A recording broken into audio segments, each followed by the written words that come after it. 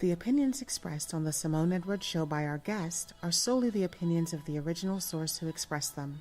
They do not necessarily represent the opinions of KEPXradio.com, its owner, and or the Simone Edwards Show and those affiliated with it.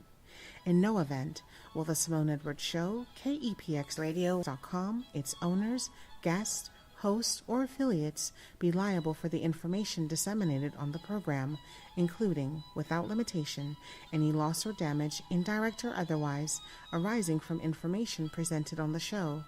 We trust you are of legal age and will consult appropriate professionals prior to employing any opinions expressed on the show. Many of the topics discussed are personal in nature, and some people may disagree with the opinions expressed on the show.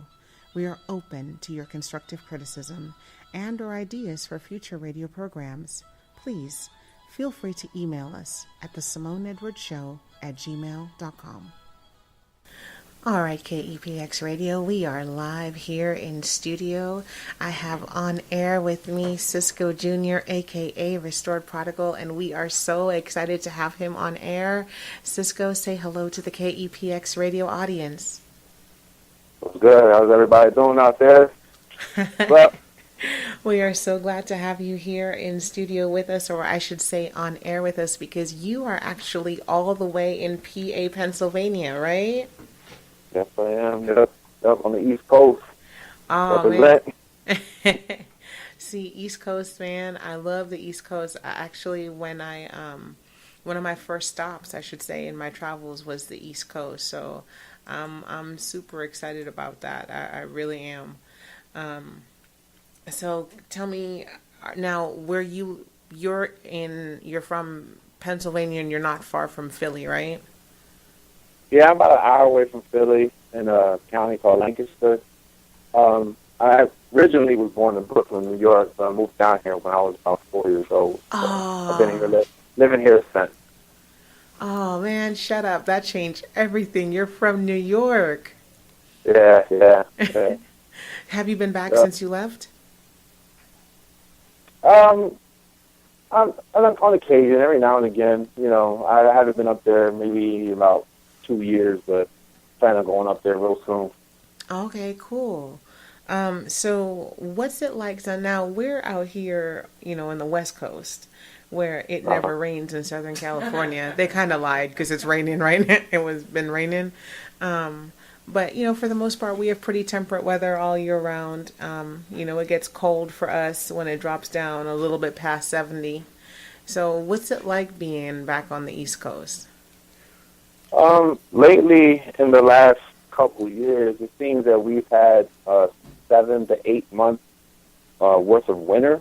Wow. And yeah, just this past week, it was really warm. It was about hitting 80, sometimes even a 90-degree temperature. So I try to remember, where was spring at? We just kind of went from wearing hoodies one minute, and then everybody was outside thinking that it was summertime, in the early parts of May. So yeah, it's been real weird over the last couple of years.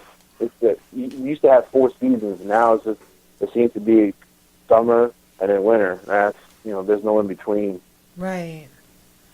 Well, you actually brought up a really good point. It's kind of been, as they call it, wacky weather all across the globe, really. And I think a lot of it is just a sign of the times that we're living in, and just kind of God's way of letting us know that, he's starting to, hey, you guys, pay attention to what's going on. Yeah, there's a tornado. Yeah, there's a tornado in LA. Do you believe that? There's a what? A tornado in LA. A tornado actually touched down in Los Angeles. So it's not just the movies that is happening in that, huh? No, I did not know that. A tornado in LA. Yeah. Oh, wow. Yeah, it was pretty crazy. All right, so I want to give our audience and our listeners a chance to get to know you. So we know you're from Philly. We know you like the East Coast. We know that you're from, I should say Pennsylvania by way of Brooklyn, New York. So what is your favorite childhood memory? It would have to be playing on the different teams, sports-wise. I played basketball, baseball. My dad taught me baseball at an early age, and I was on teams. I've been playing since I was maybe 8 years old, and Oh, then wow. I got into football, and those were just real fun times in my childhood. Seeing family on the sideline cheering on, and having success on the field. It was just a lot of emotion, a lot of on-field drama, things of that nature. It was really fun to see everybody together, Right. at that time. So. That's good. So, what are some of the things that playing on team sports kind of taught you that you can now use as an adult? Some people say it's teamwork. I learned the value of hard work. Putting in work. Seeing we would go to practices several times out of the week, depending on what sport we played. But going to practices and practicing the craft, and then getting out on the field. It seemed like the practices were much more difficult to deal with than actually getting out and playing the game. We would get out, on the field, and it didn't seem as troubling. It didn't seem as hard as it was during practice. So, and I remember going through, not only I had practices with my team, but my dad would get me out there, and he would practice with me and whatnot. And then my mom had some pointers that you would think a mom would actually be able to give you some on the field pointers. She would actually give me some tips, playing football. And I'm like, Mom. And then, I'm on the field, and I'm like, well, let me do what Mom said real quick. And then, something crazy would happen, something good would happen. I'm like, you know what? I got that from my mom. Like, it was it's very, very intriguing, very interesting, But I would say that hard work produces results, behind the scenes work. Everybody loves to check you out when you're, during the highlight reel, but they don't realize how much work you put into it, behind the scenes work. So, yeah, I would take that more than anything. Yeah, see, you're singing my song right there. I think that's so true. It's like a lot of times, we see the shine, right? And we see I think of a lot of times I use ice skaters because to me they make it look so effortless. But it's like you don't know the sacrifices that they make and, getting up at 4 o'clock in the morning to make what they do look effortless. So I think that, I love that. I love that you took away from that hard work. So how did you, and it kind of segues a little bit into who you are and what God has done for you right now with Restored Prodigal, because he's given you a platform and, you've kind of taken off and given you an international reach. So at a young age, playing team sports and, going through the drama and the accolades and, people knowing your name and all that other stuff, how did you balance out the quote unquote fame? How did you balance out the quote unquote popularity? It was, at first, it didn't really start off the way I thought it would. I actually really didn't go into, the writing, the sharing things on social media with the idea of, hey, I'm gonna make a name for myself. I actually used it as a means to vent, just kind of get things off my chest, off my mind, because I was at a weird place at the time in my life where I did a lot of thinking, I spent a lot of time alone, just kind of keep it to myself, and I would take social media. I mean, I had a Facebook at the time, and I got on Instagram because it wasn't Facebook, so I'm like, what, I could do something different with this, and I came across a couple pages like Rob Hill, I came across Trent Shelton, Tony Gaskins, and I seen what they were doing, and they actually really inspired me to, think differently and think outside the box when it came to situations concerning matters of the heart, like love and relationships and whatnot, and that really kind of, propelled me to, what, I got some things to say, just because of the situation that I was dealing with at the time. Right. So I started writing, I got some things off my chest, and I would share it, and lo and behold, people started connecting with it, and then people were tagging other people. I had no idea who they were. They were just tagging their friends, and their friends were like, hey, girls, check this out. You got to read this. Oh, my God. And I'm like, what's happening? But people were connecting, and next thing you know, now, that I'm connected with different writers across the country. Some people overseas sharing the work, and I'm just real grateful for it. And how I deal with that now is just as it comes my way, I deal with it. I try to deal with it accordingly. And create some friendships through it. It's been a little journey in itself. It's been about 2.5-year journey right now. Wow. I've been on this and doing this, so it was very unexpected. But when God wants something to happen, He's gonna make it happen. So right. I think that's kind of just. Yeah, I'm sorry. No. I think that's really wonderful.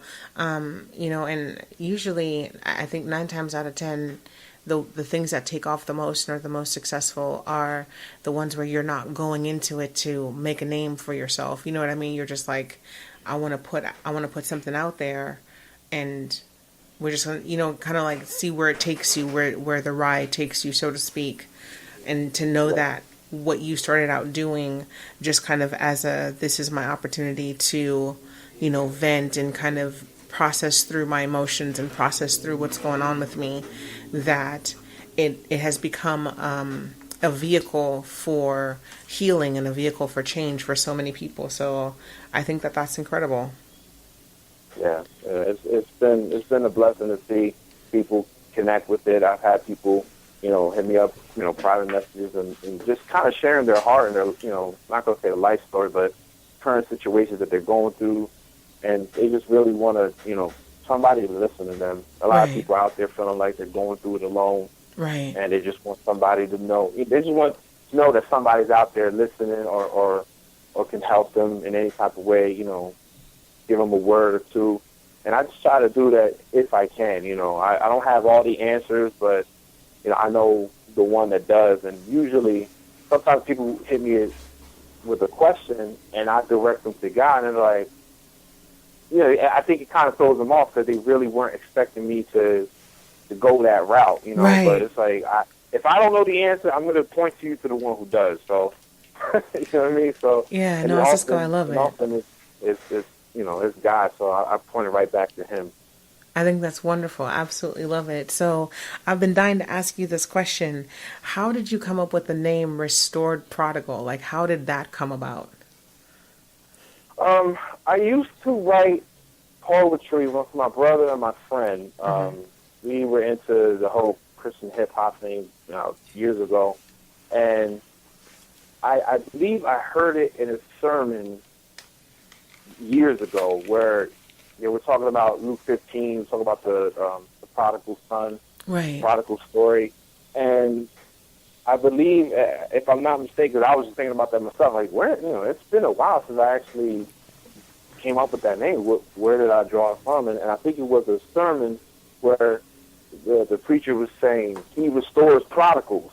Right. Because when the father saw his son, he ran to his son, he hugged him, kissed him, he took his robe, threw it around him, took his ring off, put it on his son. Like he restored him to sonship.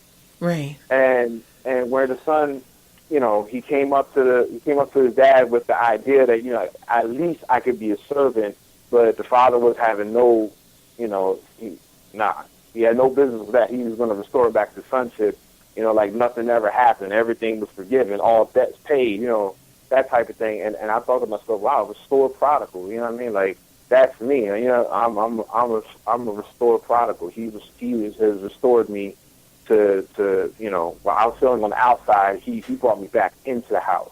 Right. So it just kind of stuck with me. I'm a restored prodigal, and yeah, that's pretty much where I got it. I heard it in the sermon, and those two words just kind of stuck with me for the last 10 years. I love it. I absolutely love it. So, in this journey that you've had, what did your time away from God teach you about Him, and what did it teach you about yourself? He has way more patience than we have. Like, period. Oh my God. That's so true. We're quick to just ready to leave somebody. Oh, you're not doing this. I'm gonna cut you off, and that's it. Right. And God's not like that. You know what I'm saying? Like his eyes are searching to and fro. He's constantly looking for the lost and those who have, walked away from him. I mean, if you go back to Luke 15, he was, you envision the father constantly looking down that road for him to even recognize his son on the path back to begin with. Like, how can he run towards his son if he wasn't looking? Right. You know what I mean? So right. I imagine that's how God is with us. And, he has, like I said, far more patience than I have. And that's the kind of patience that I need. Me being a father myself, is like, I need to have that patience with my own children, and just patience with people in general, Right. And there's a lot of scripture that talks about patience, and what it works in your life. So I love that's it. one thing I probably learned about him during my journey out. Oh, that's awesome. Cisco, we are going to take a break for station identification. We will be back, KEPX Radio, with more of Cisco Jr., the restored prodigal, and we're going to find out what he learned about himself when we get back. We'll be back in just a few. Do you have any questions, comments, or concerns about today's show? Would you like to share your testimony or any constructive critiques? Would you like to know how to become a guest on the Simone Edwards Show? Well, please feel free to email us at thesimoneedwardsshow@gmail.com. We are also available on Facebook, Pinterest, and Instagram. Be sure to follow us to receive updates regarding the show and our other ministries. All right, KEPX Radio, we are back live in studio, or I keep saying live. It's not really live because he's not here, but to the marvel of technology, he is here via phone with us in studio, and we're back with Cisco Jr., the restored prodigal. And on our way out, you were saying one of the things that you learned in your travels and your time away from God was you learned how unbelievably patient he is towards us, and how patient he is towards you, and how you have actually learned to appreciate that because you need that kind of patience to help you grow. And then not only that, you're learning to give that kind of patience to your kids as well.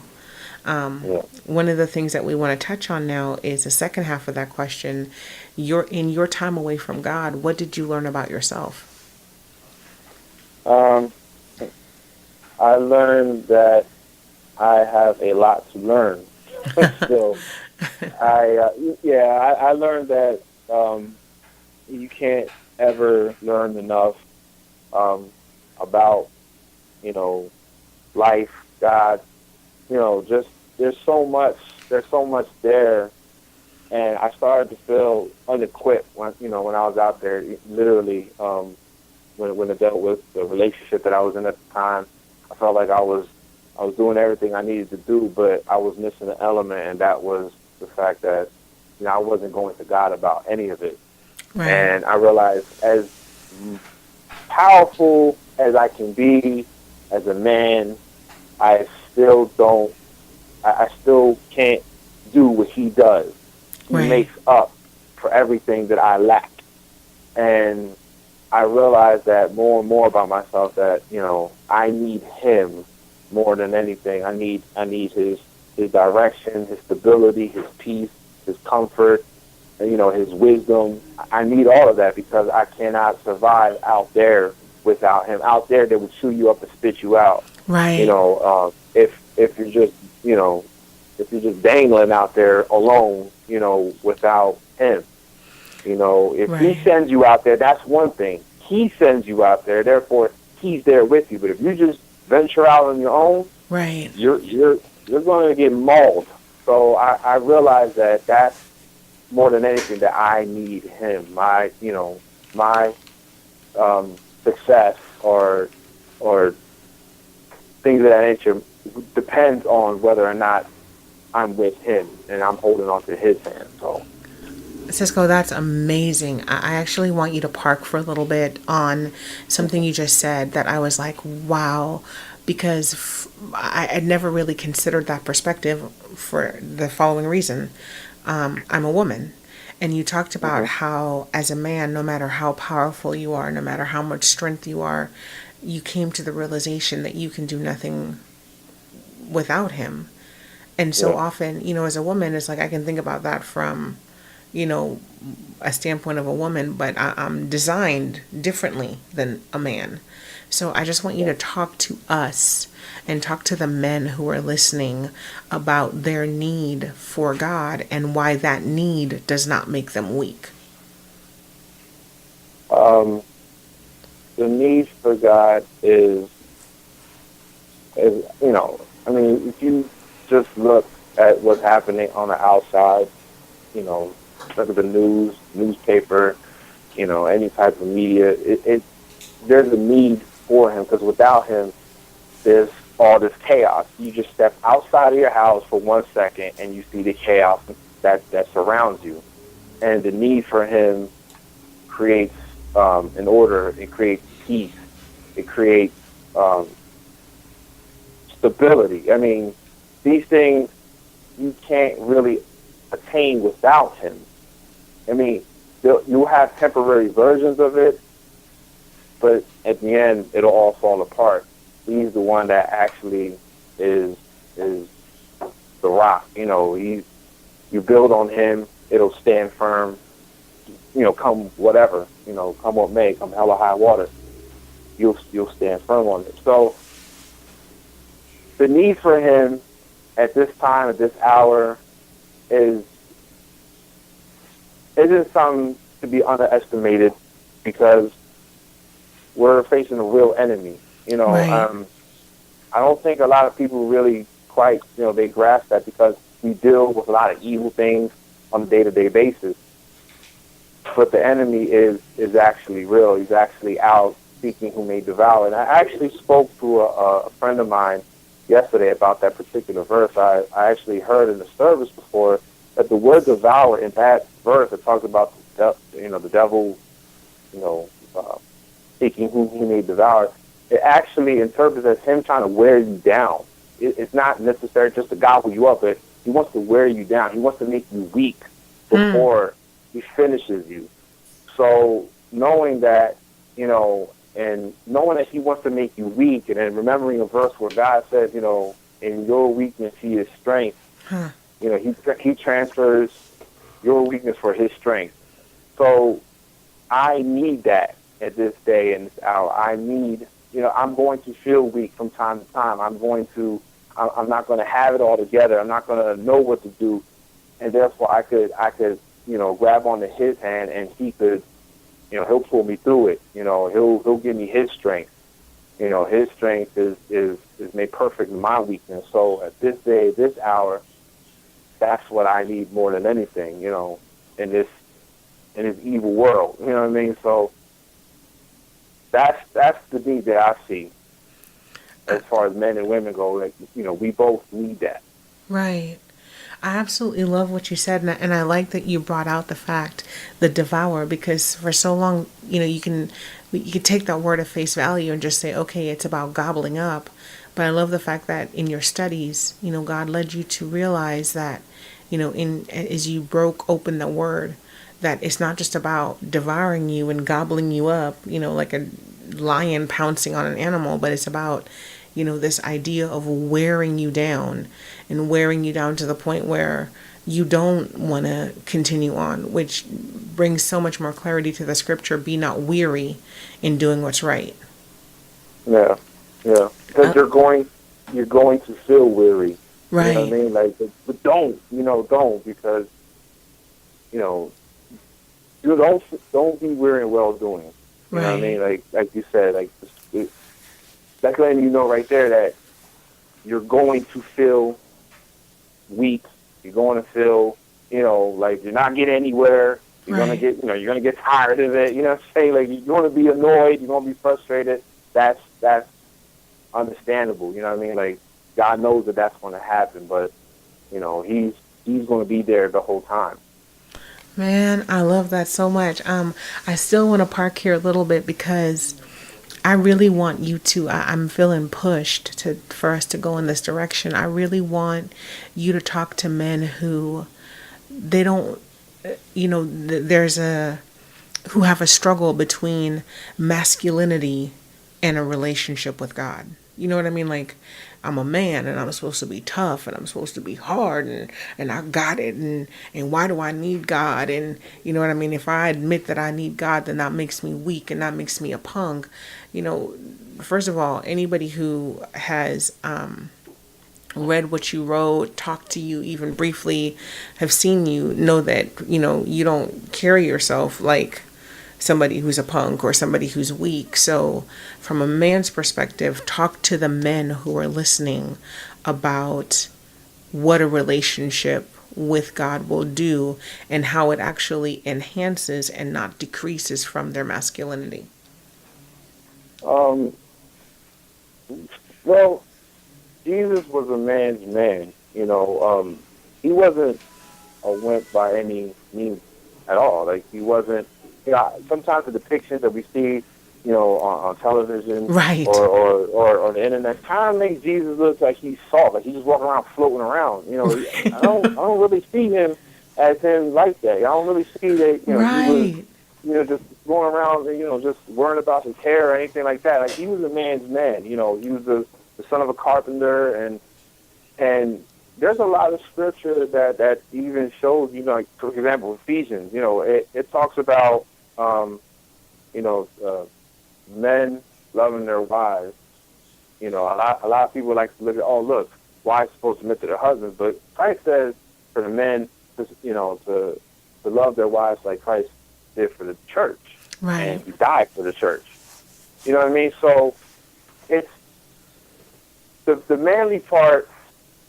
You don't lose masculinity because you serve God. You don't lose masculinity because, you know, you need God. You know, if you feel weak at any given time, you know, he could supply strength. He could supply energy. He could supply the things that you lack, and that doesn't have an adverse effect on a relationship. It doesn't have an adverse effect on you as a man. You know, men have become more weak collectively because we have fallen away from God collectively. Right. We haven't instilled it into our sons as a whole, and because of that, they don't know what it's like to be. They don't know what it's like to be men anymore. So God, you know, he provides, you know, security. He provides, you know, hope, faith, love for those that need it. Men nowadays, they need that more than anything. You know, we have a lot of guys out here who don't even have fathers. He said, you know, he won't leave us fatherless. He'll be our father.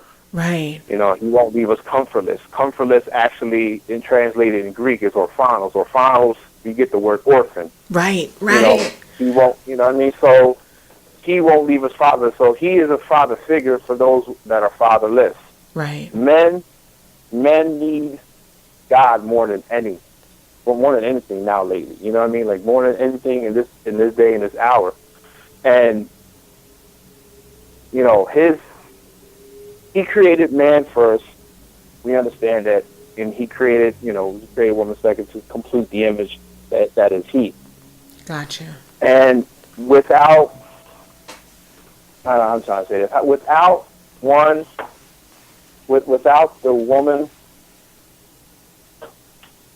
we wouldn't be where we're at. Right. You know what I mean? Like, that's the message I try to get across when I'm on my page. Like, you know, I don't like when people stick to the wives and men to the husbands, because, you know, they get stuck on that as if though it's supposed to be a subordinate role. You know, we gotta start taking charge as men to stay, you know, on course with what the scripture says. Like, we love our wives. We should love our wives. We should love our women, our daughters, mothers, sisters, you know, as Christ did the church. Right. So I think that's excellent. I really do. And I love the fact that you painted a picture of of who Christ is. Because I agree with you. Just logically, when you process through who Jesus was, the man Christ Jesus, there's no way that a man who wasn't strong and who wasn't a man's man could have commanded fishermen to follow him. Yeah. You know what I mean? Yeah. It's kind of like fishermen are the equivalent of present day truckers. It's like, these are not weak men. These are, you know what I mean? And so, just for any men who are listening out there, just to know that a relationship with God does not make you weak. A relationship with God does not, make you effeminate. It doesn't take away from your manhood. And as Cisco, stated so eloquently, it actually affirms it, and it actually adds to it rather than detract from it. So I appreciate you taking that detour with me. I really do. What we're going to do is take another break for station identification. So KEPX, just hang in there. We'll be back. And when we come back, we are going to find out from Cisco what caused him to walk away. Because, we know he's back and we know that he's restored. But what caused him to leave in the first place? So we'll be back in just a few moments. Do you have any questions, comments, or concerns about today's show? Would you like to share your testimony or any constructive critiques? Would you like to know how to become a guest on the Simone Edwards Show? Well, please feel free to email us at thesimoneedwardsshow@gmail.com. We are also available on Facebook, Pinterest, and Instagram. Be sure to follow us to receive updates regarding the show and our other ministries. All right, KEPX, we are back in studio with Cisco Jr. and also known as Restored Prodigal. We want to encourage you, definitely check him out. Check him out on Instagram at Restored Prodigal. Check him out on Facebook, same name, Restored Prodigal. So Cisco, when we last left off, before we get into like what made you stray, we were talking about this issue of masculinity and Christ. And, while we were taking our station identification, we just kind of got started, and so I'm gonna let you run loose. I'm just gonna open and just let you run wild. So talk to us about help women to understand, and help, more importantly, the men to understand exactly what it means to be a man from a biblical perspective. Well, I mean, we know that the men, we're there to protect, we're there to provide. Those are things that we associate with manhood automatically. Right. Rightfully so, it's a God-given thing. But, if you're trying to be Christ-like, you have to understand, what did Christ do? Well, Christ, he was sensitive. He was sensitive to people around him. I mean, for crying out loud, somebody would touch the hem of his garment, and he's like, "Hey, who touched me?" You know what I mean? He was sensitive to these things. He was very loving, very caring, very understanding. These are qualities that we don't really associate with manhood because we're too busy being quote unquote men. Right. These are characteristics that usually found in women. But our Creator, our Savior, he was walking around with these characteristics, in him. And if we want to be more like him, then you have to understand that these are traits that we need to have found, in ourselves. Right. Meekness, kindness, temperance, things of that nature. Long suffering. I mean, if you read 1 Corinthians 13, everybody loves reading that chapter. There's words in there that it'd be hard pressed to find in our society. Words like long suffering. You know what I mean? Like, what is that to suffer long suffering? You know what I mean? Like, Right. These are qualities that obviously Christ has, because stuff that we put him through, you know what I'm saying? Like, the mess that we, find ourselves in, that we can even call ourselves prodigals, and I know you got asked before the break about, how did I get to that point? Like, what made me venture off? And it was trusting in myself. I started just trusting my own devices, my own ways of thinking, thinking I could do this, or I could handle this, I could handle that. Right. And next thing you know, I'm not going to church anymore. I'm not even praying. You know, I'm just going about my business. You know, just doing what I wanted to do.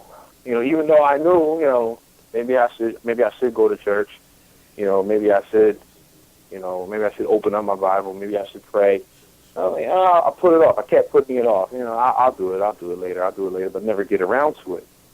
And next thing you know, life is hitting me hard, and I'm trying to figure out what's going on. And I was nowhere near God. You know, and life just kind of spun out of control. Wow.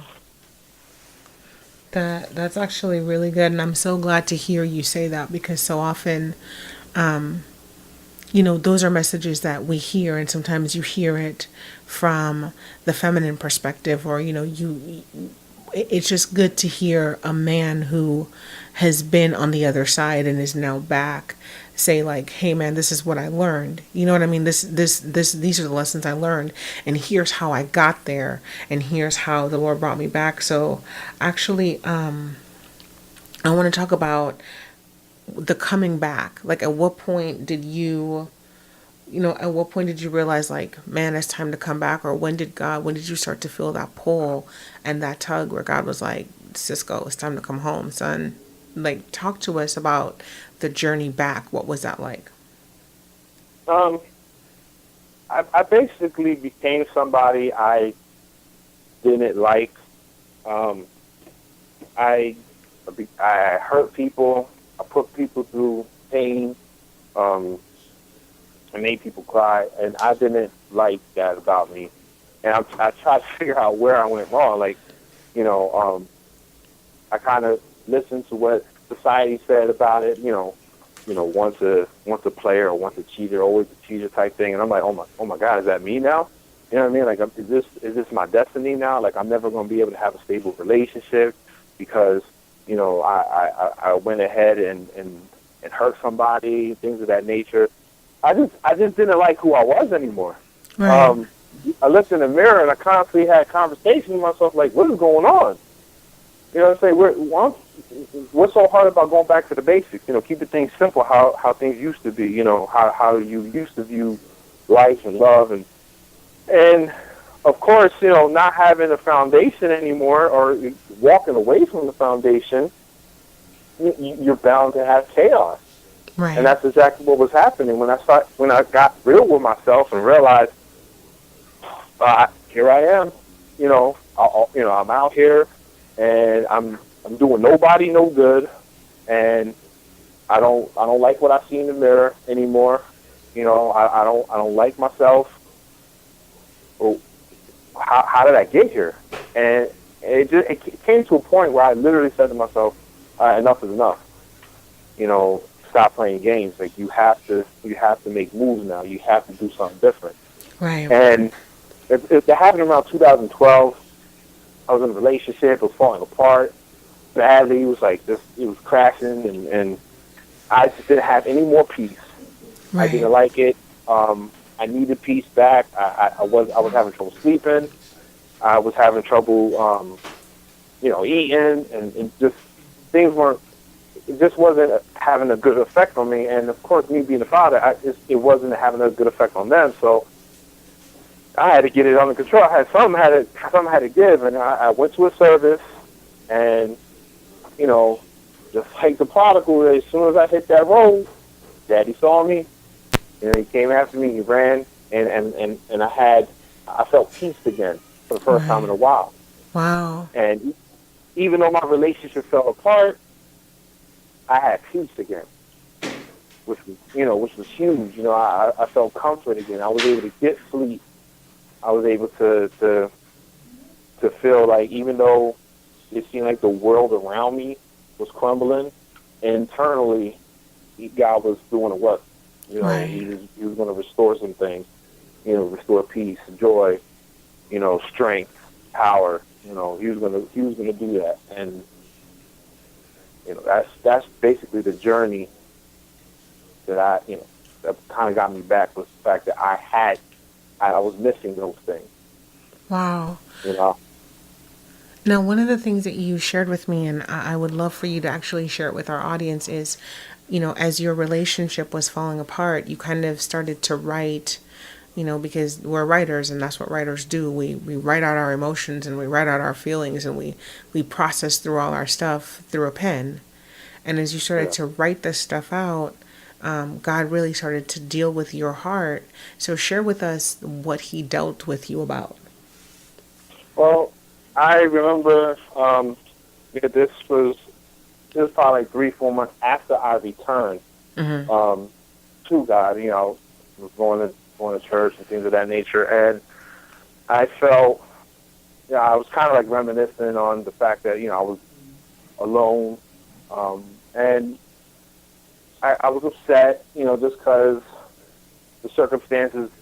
It was nothing went as planned. You know what I mean? Like I had everything figured out. I was going to marry this girl, and it was all laid out, and then everything was just like, nope, psych. So I'm sitting there upset, hurting, and I'm like, you know what? I had like an instrumental start playing that I was about to write about it. And all of Right. a sudden, as I started writing, something hit me. Like, as I'm going to talk about how she walked away from me, all of a sudden, God was like, but this is what you do to me all the time. And Wow.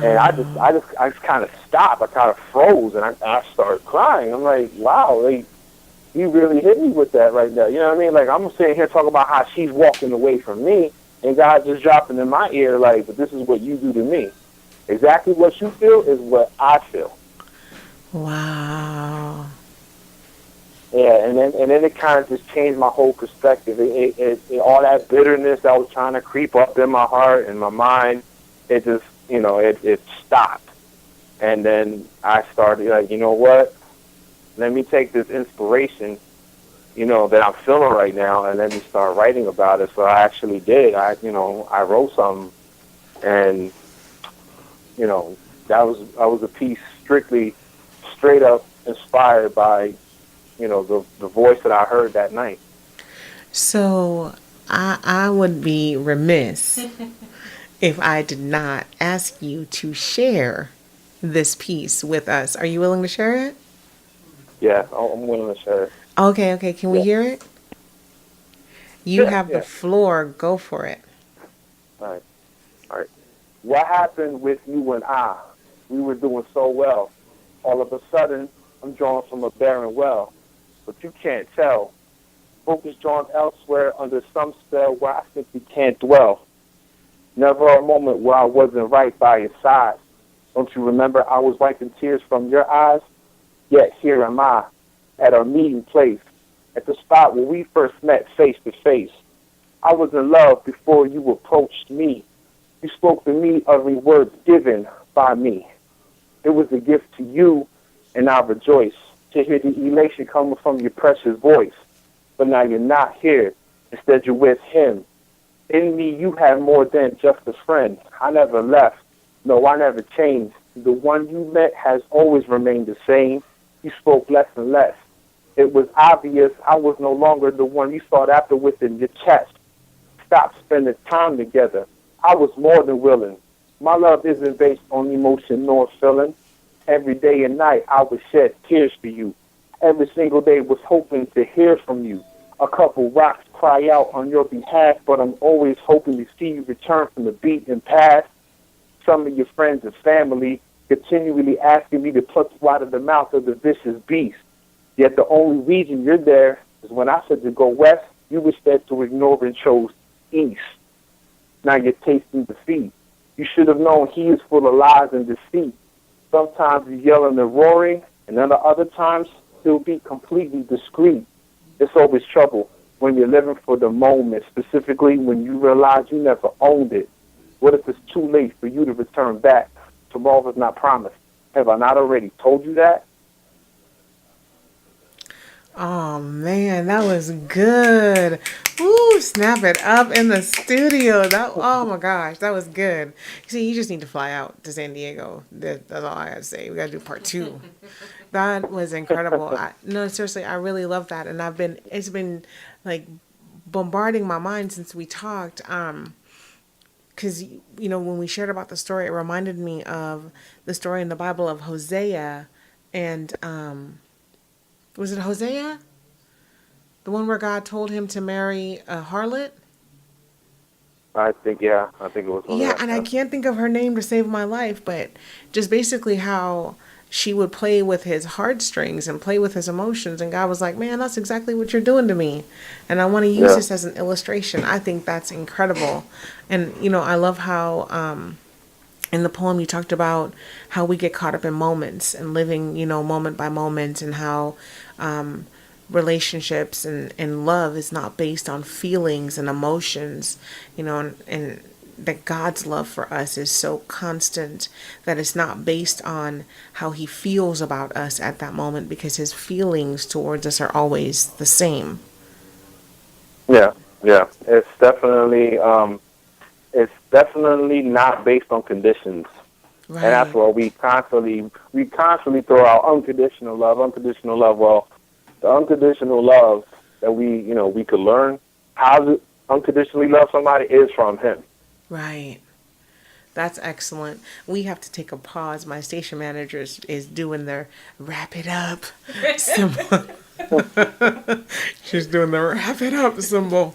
So I need to make sure that we take a pause, KEPX, for for our station identification. We will be back the last 15 minutes of the show in studio with Cisco Jr. Any poems that you want to share, Cisco, we would love to hear from it, and we're going to continue with the conversation. So stay tuned. We will be back momentarily. Do you have any questions, comments, or concerns about today's show? Would you like to share your testimony or any constructive critiques? Would you like to know how to become a guest on the Simone Edwards Show? Well, please feel free to email us at thesimoneedwardsshow@gmail.com. We are also available on Facebook, Pinterest, and Instagram.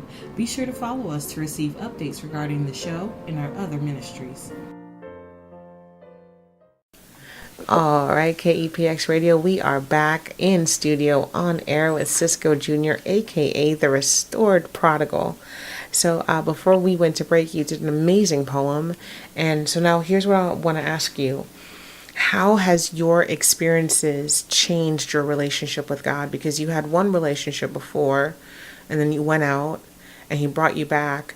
How has your relationship with him deepened? How is it different than before? I see things differently now. I used to see things with a one-track type of perspective where, I kind of like left no room for understanding. And I see things differently now when it comes to people and the issues that they're dealing with, whether it be repeated. I try to be more understanding now, because, how can we actually connect with people if we never take the time to actually understand them, understand their story, understand their background, understand what it is that got them to where they're at? Sometimes we just because we see them acting out a certain way, we just, make snap judgments about them. They're just, clearly they're this, that, and the third, not realizing there's a lot of unfortunate situations that brought them to this point. Right. And I think he's given me an opportunity to see people in a different light and just see that, their struggles, the ones who are really out there and doing some crazy stuff, their struggles are very similar to the things that I've dealt with. Right.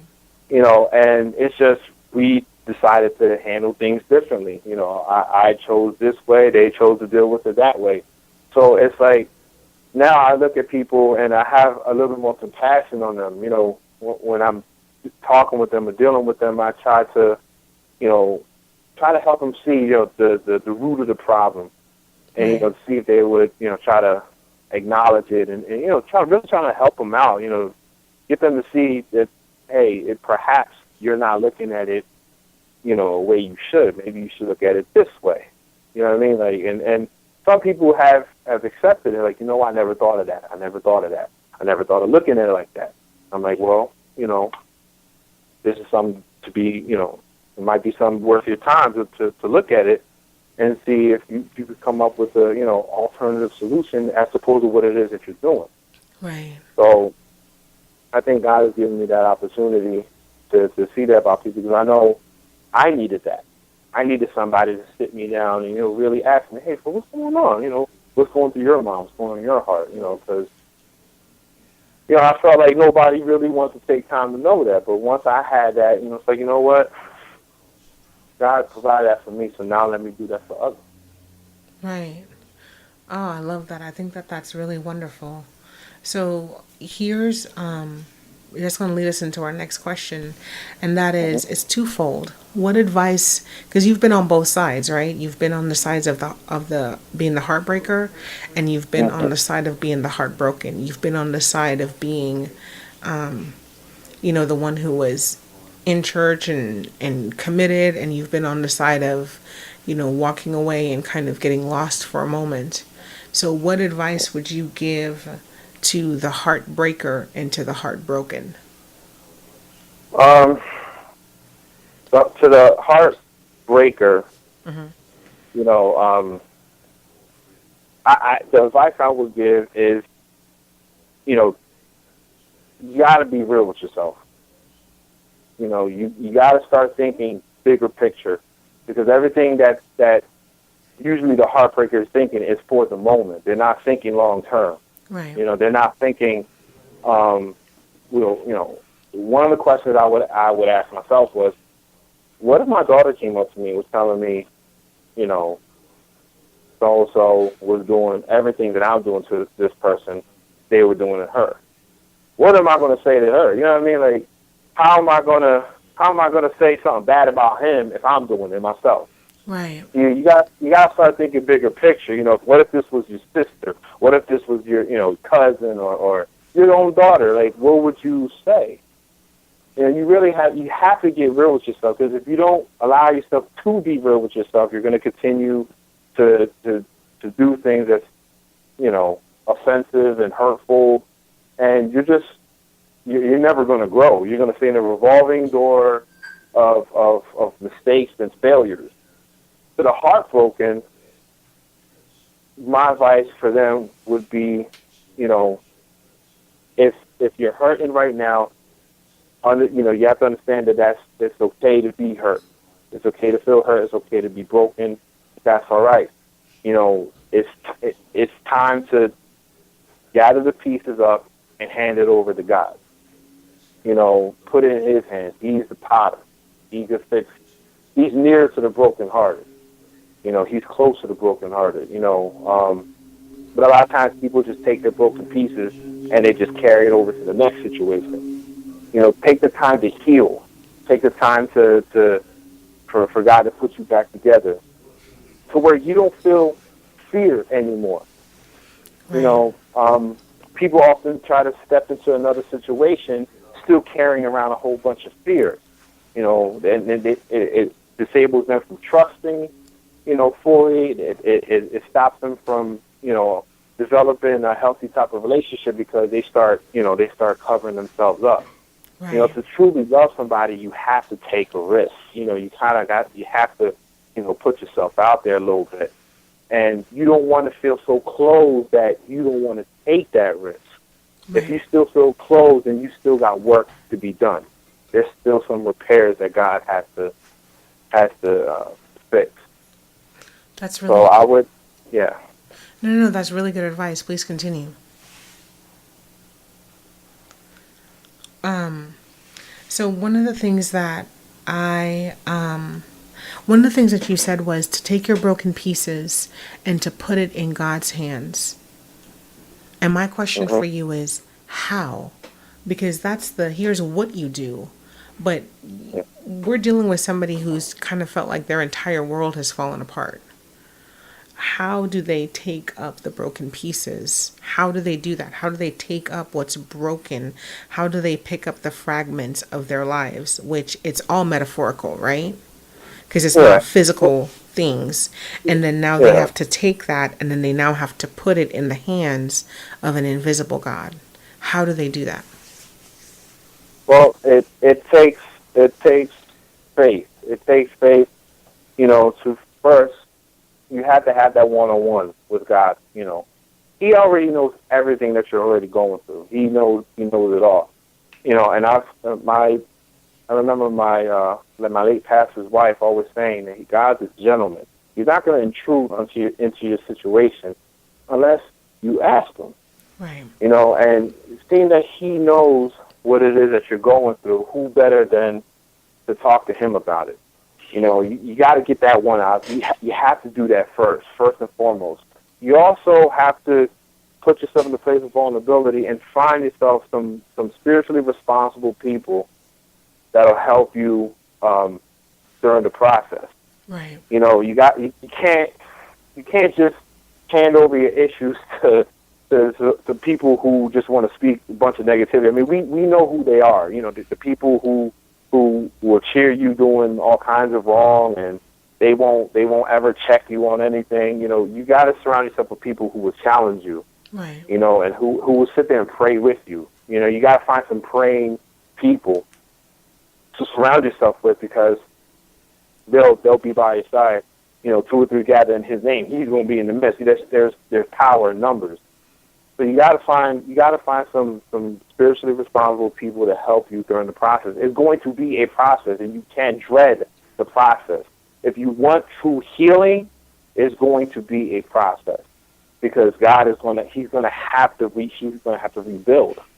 Right. He's going to have to do a work. You're hurt, you're torn. I remember those days. I remember feeling completely.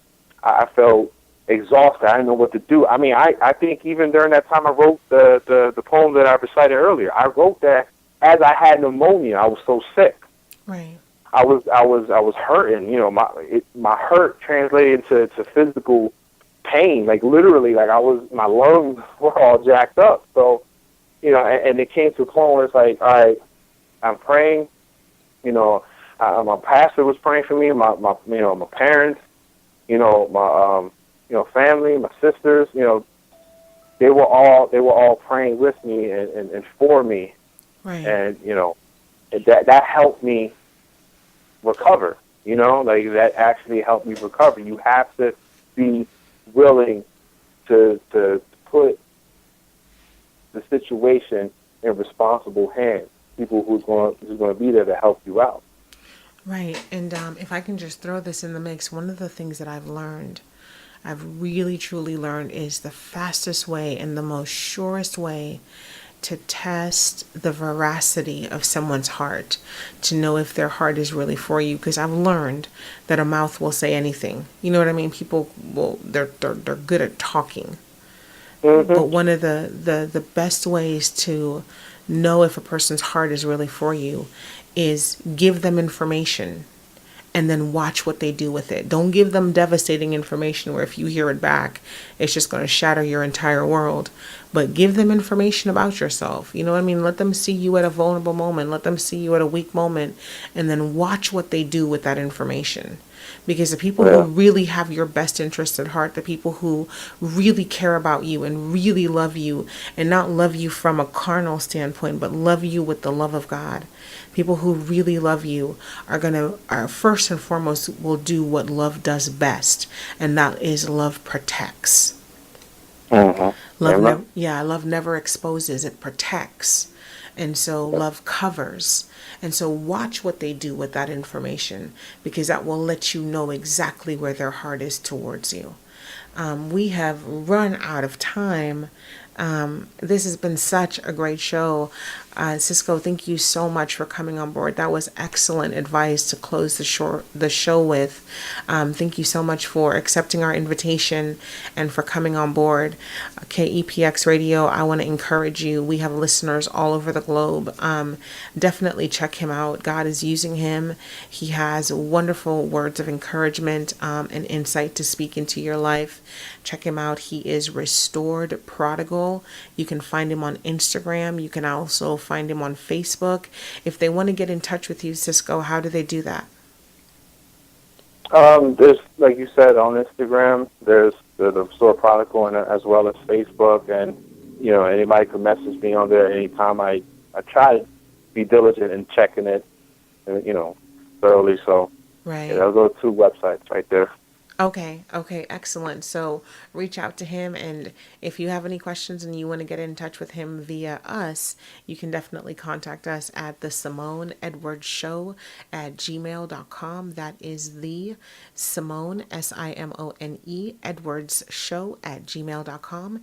So until next week, KEPX, we are going to wish you adieu. Have a wonderful, wonderful rest of your Saturday afternoon. Put God first. Give him the broken pieces. Just invite him into your situation. Just say, God, it's a mess and I don't know what to do and I don't know how to fix it and I'm hurting and I just need you to come in and to make it better. And then just watch him work. And like Cisco said, it's going to be a process. Don't look for a microwave thing. Just know that God is going to fix it, and he'll fix it over time. And in time, it will get better, and so will you.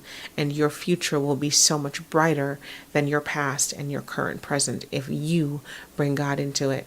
We'll see you next time on the Simone Edwards Show. Bye.